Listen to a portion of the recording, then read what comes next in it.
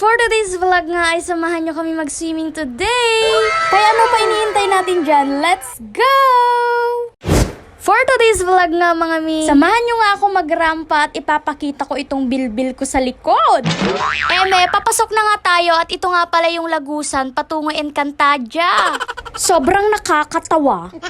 And as you can see nga, bago kami pumunta dito is nakapalit na kami ng pang-swimming. Para alam nyo yon, pagkadating mo pa lang sa resort, tatalon ka na lang. And tignan nyo nga tong si Sia, hindi pala kami nakakarating sa cottage, gusto nyo na mag-swimming. And syempre, hindi rin magpapakabog ang inyong ina, kaya sinamahan ko na si Sia mag-swimming. And para nga masulit na rin namin kasi 1 PM na nung nakarating kami dito sa resort na to. Hi vlog! Hi, vlog!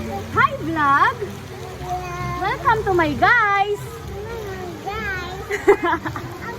And grabe, gusto ko lang i-share sa inyo na itong resort na ito ay sobrang lamig ng tubig at wala siyang halong chlorine. Totoo po yan. Yung ihi ko lang po yung naihalo dyan. By the way mga mi, nandito nga pala ako sa taas ng slide. And tignan nyo naman yung view pag nandito kayo sa taas. 'Di ba? Ang ganda. Dito nga pala yan sa Marinas Farm Resort, Season Pangasinan. Wow, nag-promote yard! Grabe, over. Ako. And ang dami ko ngang kaartihan dyan bago pa ako mag-slide.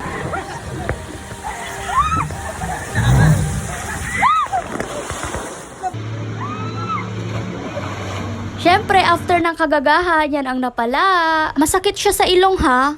And by the way mga mi, big shout out nga po pala kay Ma'am Rina Rovillos de los Santos. Hello po ma'am, shout out po sa'yo. And talagang nag-message siya sa akin na i-shout out ko daw siya sa susunod naming mini vlog ni Baby Zia. Kaya naman po sa mga gustong magpa-shout out dyan, wag po kayong mahihiyang mag-message po sa akin. And super thank you so much po sa mga sumusuporta sa aming mini vlog ni Baby Zia and sa mga reels po namin syempre. Kasi you know naman guys, 'di ba, yung mga nangyari. And sa totoo lang mga nung nangyari yon, talagang gustong-gusto ko nang tumigil sa pagbablog. Kaya thank you po sa mga taong nag-push po sa akin para magpatuloy po. And grabe, na-appreciate ko lahat ng mga message nyo sa akin. And syempre, pasensya na rin po sa mga taong hindi ko nare-replyan. Sobrang dami nyo po kasi.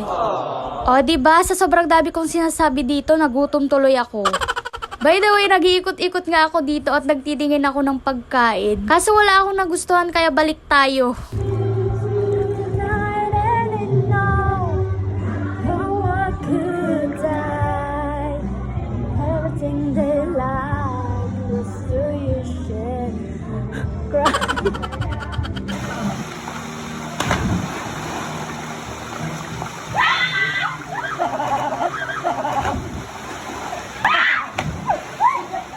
By the way mga mi, nakapalit na nga rin pala kami at dito na namin tinatapos ang aming mini vlog. Thank you for watching guys! Bye!